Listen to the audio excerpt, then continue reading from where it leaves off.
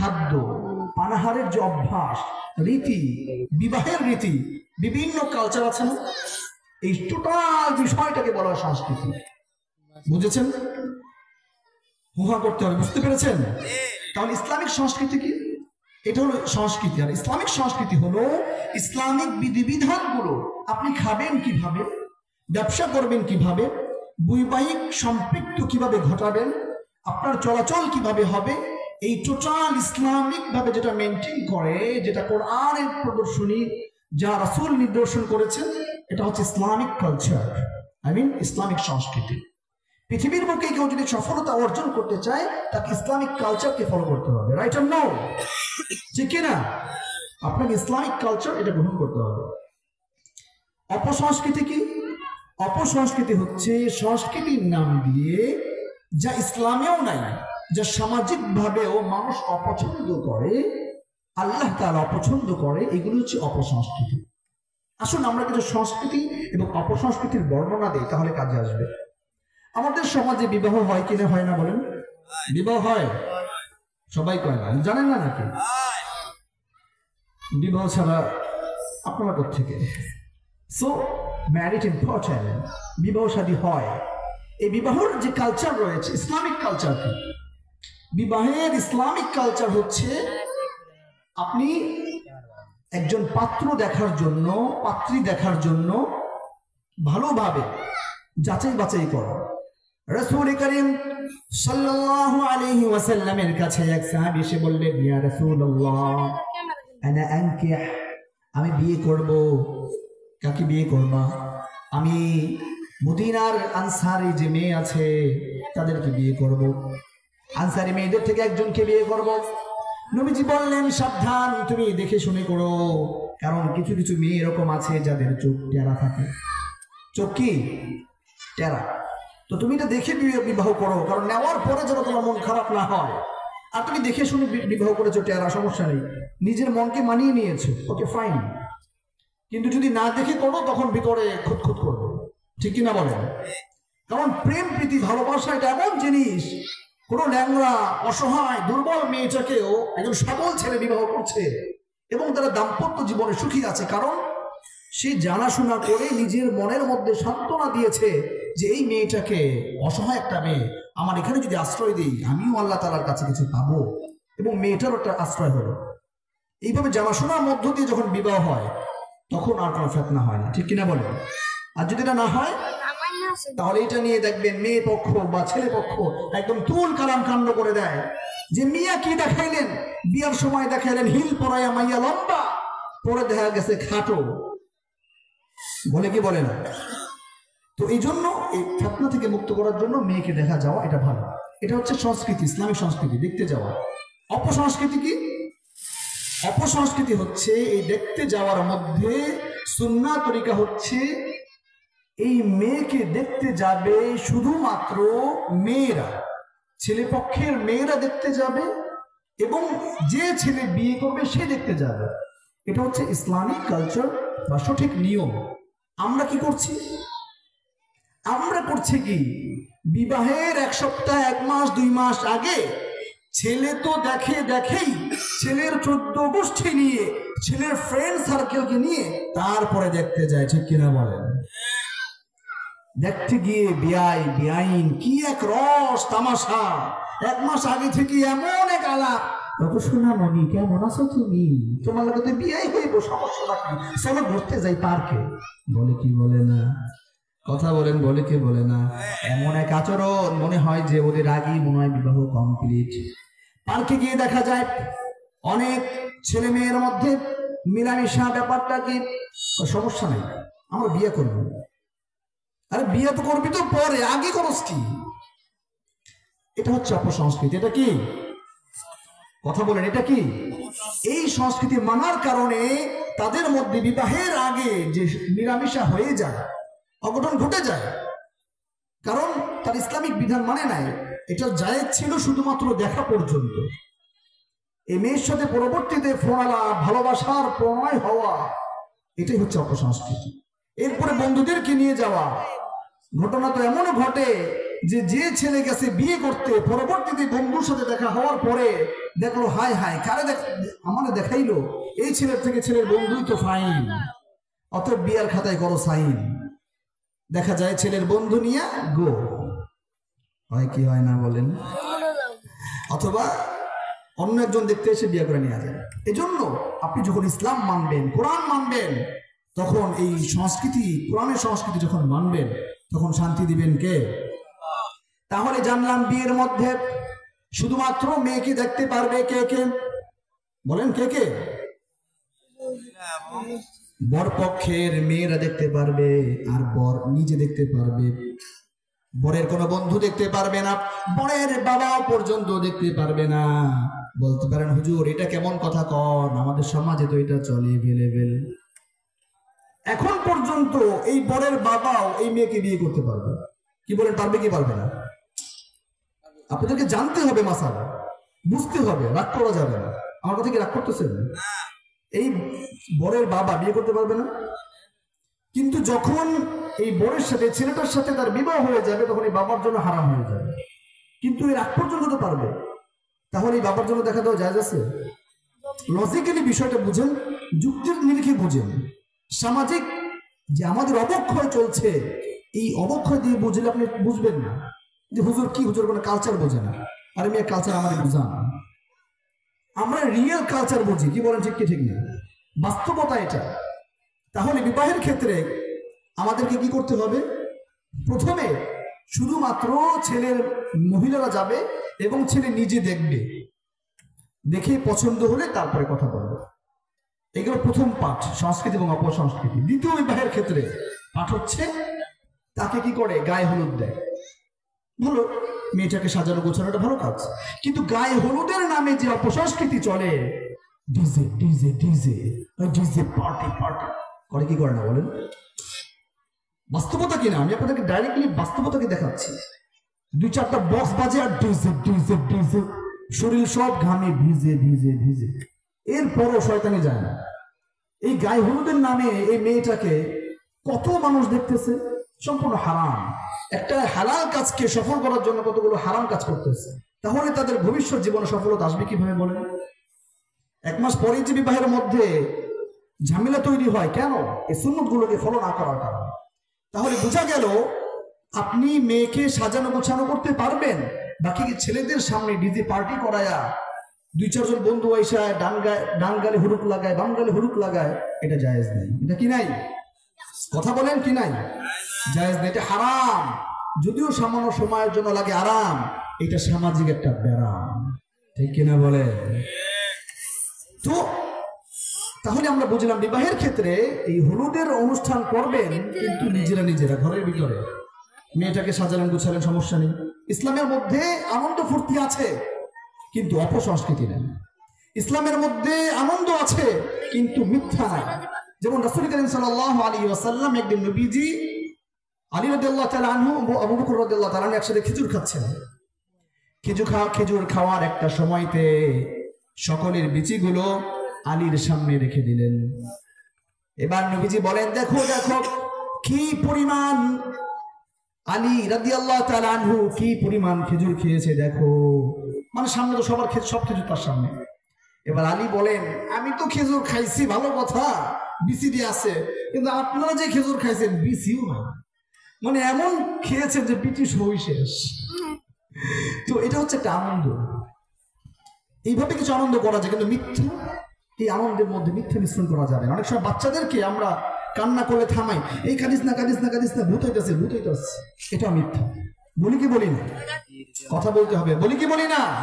এই বাচ্চাদেরকে আদর করার সময়, থামানোর সময় বলে, এই ভূত আসতেছে, কান্দিস না কান্দিস না। এই মিথ্যার আশ্রয় নেওয়া যাবে না।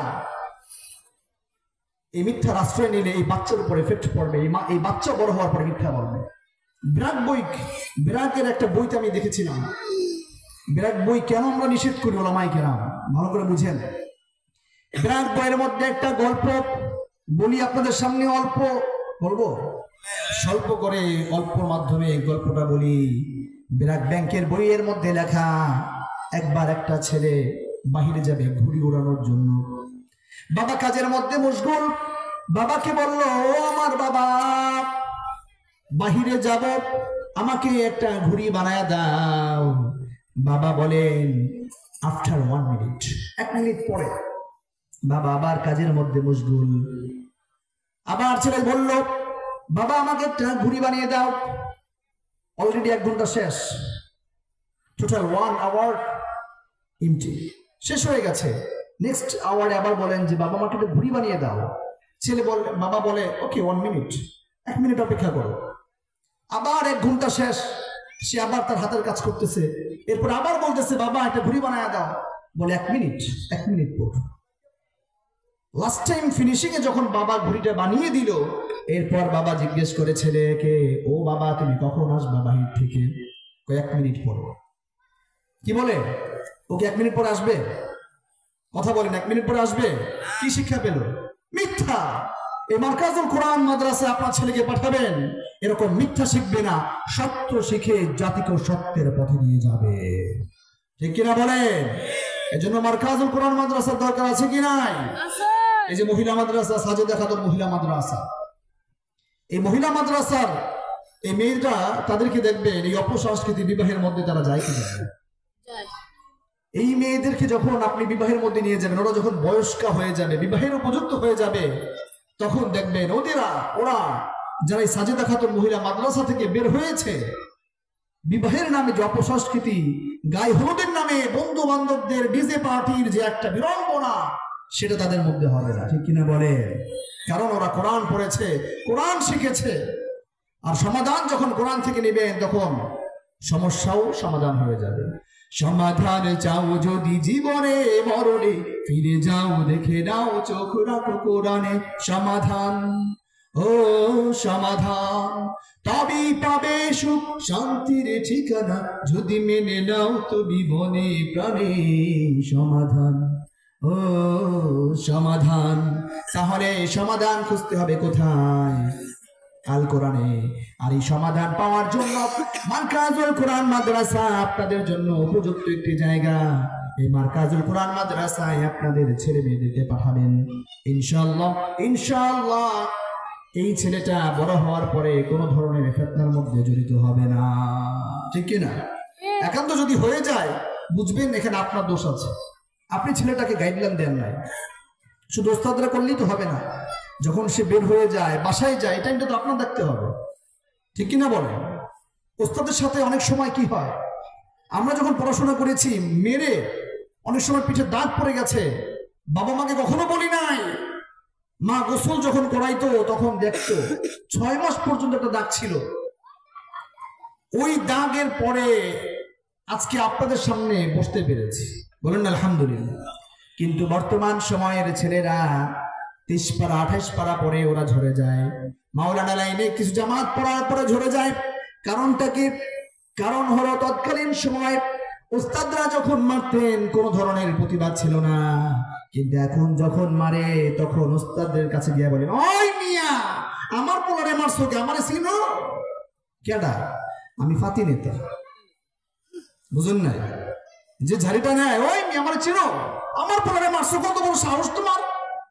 আর যদি ঢাকায় মাদ্রাসায় তাহলে তো ওই হালা চিনো সামরে। বুঝুন নাই? ঢাকায়, পুরান ঢাকায় বাপেরও হালা কয়, পোলা বাপেরও হালা কয়, বাপে পোলার হালা কয়। কে বাপ হালা যে কেউ কই, আল্লাহ আবে হালারে পাঠাইলাম ঘরের মধ্যে, মসজিদের মধ্যে হবে হালা তো ঘুমাইল না। এটা হচ্ছে ঢাকায় করতে। আমি ঢাকায় করতে পড়াশোনা করেছি, ঢাকাতে। তো এক দেশের গালি আরেক দেশের, কথা বলেন, এক দেশের গালি। আপনারা যখন হোটেলে যাবেন বলবেন যে একটা পুরি দেন, পুরি তো সহজে আপনাকে দিয়ে দিবে। কিন্তু যদি সিলেটে যে খাওয়ার আপনি আমার এখন তো পুরি দেয়, তো আপনাদের তো জুতা দিয়ে ফিটান দিব, ফিতা ঠিক কিনা খান। সিলেটে গিয়ে যদি আপনি বলেন যে আমাকে পুরি দাও, মাইট দিবে কিনা? তো এই জন্য আপনাকে এক এক দেশের যে সংস্কৃতি রয়েছে এটা আপনাকে বুঝতে হবে। তো এই জন্য আপনাকে যে দেশেই যান সে দেশের অবস্থাটা বুঝে তারপরে মানতে হবে। আজকাল আমাদের মাদ্রাসাগুলোতে যখন আপনি আপনার উস্তাদকে ছেড়ে দেবেন, যে উস্তাদ আমার ছেলেকে কিভাবে মানুষ করতে হবে আপনার উপর ছেড়ে দিলাম, কোনো ধরনের আপত্তি আমার থাকবে না। এইভাবে যদি মানতে পারেন, শুধু বলে না, মানতেও হবে। যদি মানতে পারেন আপনার ছেলে ইনশাআল্লাহ, ইনশাআল্লাহ আজকে আমি যেখানে বসে আছি আপনার ছেলেও এক সময় দেশ বিজয় করে তারা কোরআনের বাণী নিয়ে পুরো বিশ্বময় ছড়িয়ে যাবে, ঠিক কিনা বলে? যদি বলেন ঠিক কিনা? যাই হোক, সময় আমার শেষের দিকে, আর কয়েকটি বিষয় বলি, আজকে শেষ করব। আরেকটা সংস্কৃতি হচ্ছে জুমার খুতবা শেষ হতেই ইদানিং এই সংস্কৃতি খুব ব্যাপক হয়েছে। যখন খতিব সাহেব এটা বলতে যায় তখনই দাঁড়িয়ে যায়। এটা জায়েজ নাই, ভালো করে বুঝে রাখেন। খতিব সাহেব যারা শুনছেন তারাও আমার কথাটা শুনেন। জুমার সময় আপনারাও বলবেন এটা। আমি জুমা যেখানে পড়াই, ফাযকুরুনি বলার সময় যখন যে দাঁড়িয়ে যায়, সাথে সাথে স্টপ করে তাকে বসায় দেয় ইশারায়। এই জন্য ফাযকুরুনি আযকুরকুম ওয়াশকুরুনি ওয়ালা তাকফুরুন এটা কমপ্লিট হবে, তারপরে দাঁড়াবেন। ঠিক আছে ইনশাআল্লাহ? তারপরে হচ্ছে আমরা অনেকে দাঁড়িয়ে চা খাই, পান খাই। বিভিন্ন জায়গাতে এটা সংস্কৃতি হয়ে গেছে। বিভিন্ন চা স্টলে গিয়ে দাঁড়িয়ে চা খায়, হুজুর সমস্যা নাই, খাই। মানে এটা একটা স্বাভাবিক ব্যাপার হয়ে গেছে। এই দাঁড়িয়ে চা খাওয়া, পান খাওয়া, পান তো স্বাভাবিক, এটা কষ্টের বিষয় হয়ে যায়। দাঁড়িয়ে চা এবং পানি পান করা, এইটা কোনোদিন একটা সংস্কৃতি হতে পারে না, একটা মুসলমানদের সংস্কৃতি হতে পারে না, এটা অমুসলিমদের সংস্কৃতি। প্লাস হচ্ছে এটা পশু পাখিদের কাজ। পশুরা কি দাঁড়িয়ে খায় না বসে খায়? দাঁড়িয়ে খায়। সো আপনি যখন দাঁড়িয়ে চা খাবেন তখন মনে মনে ফিল করবেন যে মার্কাজুল কোরআন মাদ্রাসার মুফতি সোহেল মাহমুদ সাহেব বলেছিলেন, দাঁড়িয়ে খাওয়া এটা তো পশু পাখির খাওয়া।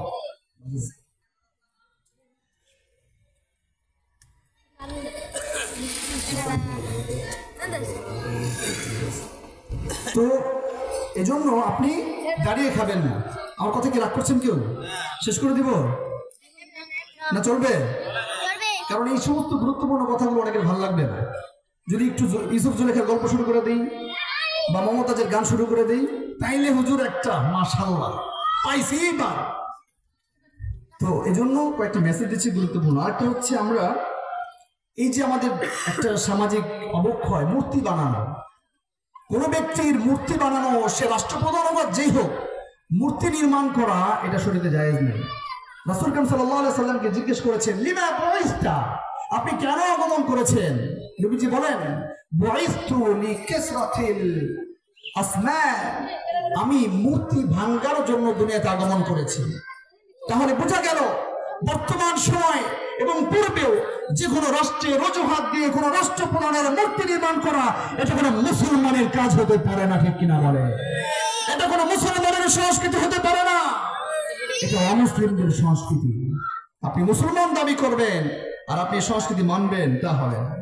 এরপরে হচ্ছে টাকনুর নিচে প্যান্ট পরা, এটা একটা আমাদের ফ্যাশন হয়ে গেছে, এটাও কোনো সংস্কৃতি না। নবীজি বলেন, মা আসফালা মিনাল কা'বাইনি মিনাল ইজারি ফিন-নার, যার টাকনুর নিচে প্যান্ট থাকবে তার টাকনু জাহান্নামের আগুনে জ্বলবে। বলেন নাউযুবিল্লাহ। যার টাকনু জাহান্নামে যাবে সে কি জান্নাতে থাকবে? So be careful. আপনি টাকনুর উপরে প্যান্ট পরেও সুন্দর থাকতে পারেন। এবং লাস্ট ফিনিশিং, আমার অনেক বক্তা ভাইয়েরাও রাগ করতে পারেন। অনেক সময় অনেক বক্তা ভাইয়েরা এসে শুরু করেন লা ইলাহা, উনি বসে থাকেন, বাকিরা ইল্লাল্লাহ বলে। লা ইলাহা মানে কি? আল্লাহ নাই। তাহলে আপনি যে লা ইলাহা এতটুকু জিকির করলেন, জায়েজ হবে? কথা বলেন, জায়েজ হবে? বরং লা ইলাহা ইল্লাল্লাহ পুরোটা বলতে হবে। আপনি লা ইলাহা বলে এতটুকু যদি স্পেস দিয়ে শেষ করে দেন, আপনি গুনাহের কাজ করলেন। তো আপনারা পাশে যারা থাকবেন আদবের সাথে বলবেন, সাবধান, বেয়াদবি করা যাবে না। বিগত সময়তে দেখেছি অনেক সময় বক্তার মাইক কেড়ে নেয়, অমুক নেতার বিরুদ্ধে কথা বললে এই করে সেই করে, এটা সম্পূর্ণ নাজায়েজ এবং হারাম।